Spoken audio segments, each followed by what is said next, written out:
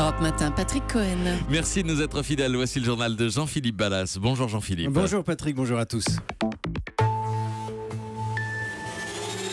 Rendez-vous le 2 août 2024, ce sera le jour de la cérémonie d'ouverture des Jeux de Paris. Avec un homme que vous allez beaucoup voir, Tony Estanguet, pièce maîtresse du dispositif français. Également dans ce journal, un élu qui ne veut rien cacher. Le maire de Villeurbanne annonce qu'il souffre d'un cancer. Et puis le Venezuela, suite de nos reportages exceptionnels au plus près de la crise. Après journal, notre invité sera le grand écrivain algérien Kamel Daoud. Il publie son deuxième roman, Zabor, et bouscule à nouveau les religieux. C'est l'histoire d'une ville qui voulait ses jeux et d'un homme littéralement métamorphosé. Tony Estanguet, qui s'apprête à devenir président du comité d'organisation des JO de Paris en 2024, et ce contre toute attente. Écoutez-le, à Londres en 2012, 3e titre olympique en canoë. Et cette question à l'époque, il va faire quoi maintenant, Tony Estanguet ?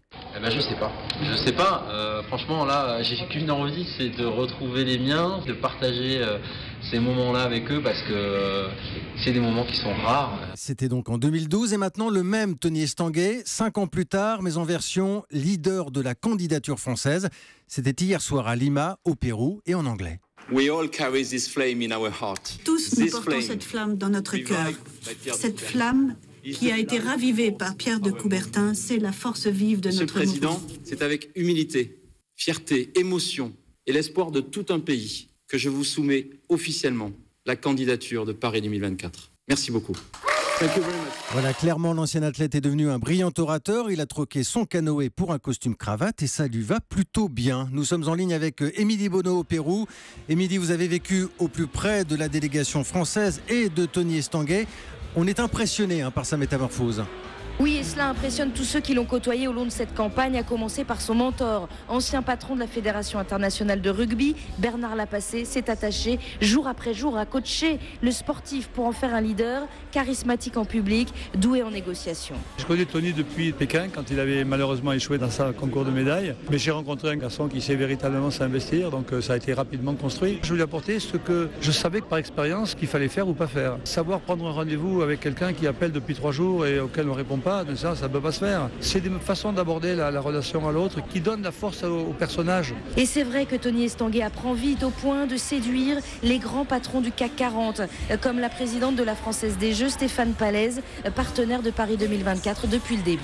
Ce qui est frappant, c'est qu'il est très très vite justement rentré dans les chaussures de quelqu'un qui, encore une fois, s'est fédéré un collectif varié et comment tout le monde se reconnaît assez naturellement en lui et comment il incarne très très bien cette candidature. On est fiers d'être français quand on le voit. Et c'est donc les yeux fermés qu'elle et d'autres envisagent de poursuivre l'aventure les 7 prochaines années aux côtés de Tony Estanguet, devenu à 39 ans le gourou des Jeux du centenaire. Merci Émilie Bonneau, envoyée spéciale d'Europe 1 à Lima au Pérou. Tony Estanguet qui attend maintenant la cérémonie d'ouverture. Ce sera le 2 août 2024. Et dès demain soir, fête et concert place de l'Hôtel de Ville à Paris. Europe 1 Sport spécial sur place en direct. Ce sera avec Lionel Rousseau à partir de 20h. Europe 1, il est 8h03. C'est désormais un classique. Après chaque catastrophe, les rumeurs les plus folles circulent notamment sur les réseaux sociaux. L'ouragan Irma n'échappe pas au phénomène. Tiens, tenez, par exemple, on nous cacherait des centaines de morts à Saint-Martin. L'envoyé spécial d'Europe 1, Xavier Yvon, est allé vérifier sur place, tout simplement. Mais pourquoi donc le Super U de Marigot ne rouvre-t-il pas ? C'est simple, c'est parce que ces frigos servent à entreposer les 360 cadavres qu'on veut nous cacher. Ça paraît farfelu, mais c'est la dernière rumeur tenace qui courait hier sur Saint-Martin, répétée même par des gens pourtant raisonnables. Pendant ce temps-là, le Super U en question, gardé par des militaires, était en plein préparatif de réouverture. Caroline, qui habite juste en face, a vu la sécurité civile venir faire le ménage, mais pas pour enlever des corps. On a vu des congélateurs ouverts et avec les gens qui débarrassaient tout. Mais c'est-à-dire qui débarrassaient la bouffe. Et pas des cadavres. Ah, c'est glauque. La maintenance de Super U, pour l'instant, ils sont pas capables de faire de froid négatif. Donc les congélateurs, ils peuvent pas mettre de corps dedans. Rumeur donc totalement démontée. Avant cela, il y avait eu l'histoire de la prison dont les détenus se seraient évadés en volant des armes. Faux, ils ont été transférés sur une autre île. La préfète se serait enfuie. Encore faux. Privés de communication et d'information, les Saint-Martinois se sont répétés les pires rumeurs. Le bouche à oreille a amplifié le sentiment d'insécurité. Oui, une grande majorité des magasins ont été pillés. Oui, des habitants ont été braqués jusque chez eux. mais l'île n'était pas à feu et à sang. D'ailleurs, des militaires envoyés en renfort avouent avoir été un peu surpris du faible niveau de violence qu'ils ont constaté. Saint-Martin, Xavier Yvon, Europe 1. Et depuis hier, un bâtiment de la Marine nationale, le Tonnerre, fait route vers Saint-Martin. À son bord, 116 véhicules et 1000 tonnes de matériel. Il veut briser certains tabous et révèle son cancer. Opération transparence pour le maire de Villeurbanne. Jean-Paul Brett le dit dans un entretien au journal Le Progrès. Oui, il est soigné pour un lymphome. Non, il n'a pas l'intention de se cacher. Il y a quand même autour du cancer, même si les choses ont beaucoup évolué, un peu de tabou. Je pense qu'on gagne à désigner les choses, faire preuve de transparence. Bon, j'essaie d'en faire dans mes responsabilités politiques. Et donc, si mon témoignage, parce que je suis maire, parce que j'ai des responsabilités publiques, peut conduire à faire en sorte que cette maladie soit un peu rendue plus ordinaire. On vit avec un cancer, on travaille avec un cancer. Il y a évidemment des choses qui changent, mais pour autant, ça ne m'oblige pas à disparaître au fond de mon appartement pendant 3 mois. Le maire de Villeurbanne, Jean-Paul Brett, au micro de Jean-Luc Boujon. La politique avec la phrase du jour signée Jean-Luc Mélenchon. Le leader de la France Insoumise refait le match de la présidentielle. Il s'en prend à Benoît Hamon. S'il avait retiré sa candidature, il serait aujourd'hui Premier ministre et moi, président de la République. Entretien à lire dans le journal La Provence, avec les citations toujours imagées de Jean-Luc Mélenchon. Le Parti socialiste est aujourd'hui le seul zoo de France où les animaux se gardent entre eux. Fin de citation. Deuxième volet de notre série de reportages au cœur de la crise au Venezuela. Un pays secoué par les manifestations depuis plusieurs mois, un président Maduro qui s'accroche au pouvoir, des morts, des arrestations, le cours du pétrole qui s'effondre et une catastrophe humanitaire pour la population. C'est l'enquête du 8h. Sébastien Krebs a pu se rendre dans l'une des favelas de Caracas, le barrio La Vega. Voici son reportage. Pour beaucoup de ces enfants, voici l'unique vrai repas de la journée. Ici, c'est une association qui apporte les vivres chaque midi. Et c'est Mariela, une grand-mère du quartier qui cuisine et transforme sa petite maison de briques et de tôle en cantine. Au menu, dit-elle, purée de pommes de terre, bananes, saucisses. Chacun s'installe à son tour sur les tables en plastique. À la maison, on n'a que des pâtes, du riz ou du manioc, témoigne Niver, 12 ans. Les mères de famille n'y arrivent plus. Les prix ont tant flambé. Certaines racontent se priver de repas certains jours pour que leurs enfants puissent manger. Gabriella ne peut plus acheter grand-chose. Avant, pour toute la famille, je faisais 1 kilo de riz. Aujourd'hui, je ne peux acheter que 500 grammes. Et on est 9. C'est tout juste de quoi survivre. La viande, moi, je ne la vois qu'en photo. La viande est devenue un produit de luxe. 1 kilo de poulet coûte aujourd'hui 1/8 du salaire minimum. Il faudrait 19 SMIC à une famille pour se procurer le panier alimentaire le plus basique. Alors les carences apparaissent. Natacha est la nutritionniste de l'association. L'un de ses enfants l'inquiète beaucoup. Il a 1 an et ne pèse que 4 kilos. Il devrait peser au moins 8 ou 9 kilos et il n'en pèse que 4. C'est très grave. Il y a des enfants qui meurent de malnutrition. Là, il faut vraiment qu'on l'aide. On peut le sauver s'il n'est pas trop tard. Ce programme parvient aujourd'hui à nourrir 900 enfants des quartiers populaires de Caracas. Une goutte d'eau pour la coordinatrice Andrea Vavaro. C'est le gouvernement qui devrait aider ces gens. Mais pour eux, il n'y a pas de malnutrition au Venezuela. Il n'y a même pas de crise ici. Alors que cette malnutrition est réelle partout. Il faut agir. Aujourd'hui, la malnutrition chez les moins de 5 ans explose dans tout le pays.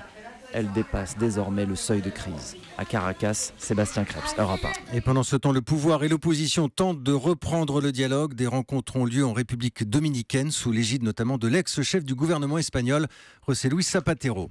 On passe à l'actualité économique. Un tournant dans l'histoire de l'Europe et un message adressé au reste du monde, carrément. Bonjour Nicolas Barré. Bonjour Jean-Philippe. Directeur du journal Les Échos. Ce matin, vous nous dites que Bruxelles va contrôler les rachats d'entreprises stratégiques par des intérêts étrangers. Oui, plus question en effet de fermer les yeux naïvement lorsque un géant chinois ou américain voudra racheter une pépite française ou allemande. L'Europe change de pied. Le président de la Commission, Jean-Claude Juncker, en a fait le message phare de son discours hier sur l'état de l'Union. Il veut qu'à l'avenir, ces rachats d'entreprises soient passés au crible de Bruxelles, dans la bouche d'Emmanuel Macron.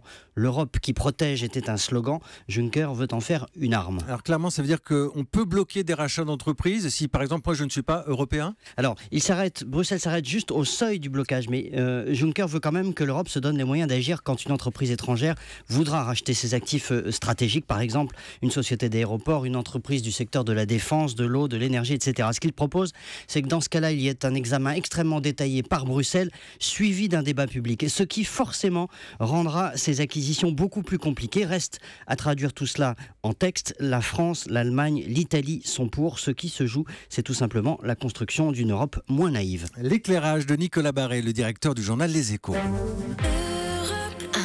8h12, Patrick Cohen. La suite du journal Jean-Philippe Ballas et l'affaire Grégory avec le coup de gueule d'un avocat. Oui, le défenseur de Marcel Jacob, le grand-oncle de Grégory, 72 ans, mis en examen avec son épouse pour enlèvement et séquestration suivie de mort, placé sous strict contrôle judiciaire.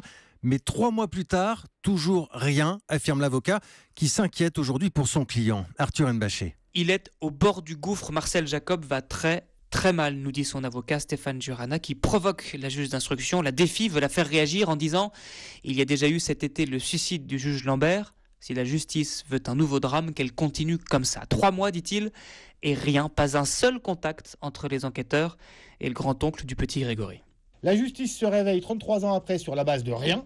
Donc soit elle nous renvoie devant la cour d'assises, soit l'affaire doit être terminée. Maintenant. Mais on ne laisse pas pourrir la vie de citoyens en se disant il faut surtout qu'on protège l'institution judiciaire et son image, parce que vous vous rendez bien compte qu'en ayant réouvert la boîte de Pandore, si demain on vous dit bon bah en fait on s'est planté, il faut faire un non-lieu, eh bien l'image va encore être écornée. Eh bien je vous le dis, je préfère écorner l'image de la justice que de perdre la vie d'un homme. L'avocat exige que son client puisse rentrer chez lui, il l'a demandé par écrit et il lance un ultimatum. Si rien ne se passe d'ici quelques semaines, il organisera en grande pompe le retour chez lui à Aumontzey de Marcel Jacob et mettra au défi les juges de placer le vieil homme en détention pour non-respect du contrôle judiciaire. Épinal, Arthur Nbaché, Europe 1. C'est un signe visible de réchauffement climatique. Les glaciers des Alpes françaises fondent 3 fois plus vite qu'avant. Oui, phénomène constaté depuis une quinzaine d'années maintenant. C'est ce qui ressort d'une étude menée par le laboratoire de glaciologie et géophysique de l'environnement de Grenoble. Cette fonte, elle est particulièrement visible dans le massif de la Vanoise en Savoie, avec pour témoins les guides de Pralognan. Reportage Rémi Pierre. Même les quelques flocons qui viennent de saupoudrer de blanc les sommets du massif de la Vanoise ne peuvent donner le change. Inexorablement, le glacier recule et c'est net depuis une trentaine d'années, pointe Thierry Lombard, président du bureau des guides de Pralognan. Les glaciers de la Vanoise, c'est comme une main, il y a des doigts et les doigts, c'est des mognons maintenant. Toutes ces parties qui descendaient sur la Maurienne ou sur la Tarentaise, elles ont carrément disparu. C'est maintenant la partie de la paume qui est en train de disparaître. Et cet été 2017, très chaud après le déficit de neige de l'hiver, a encore aggravé la situation.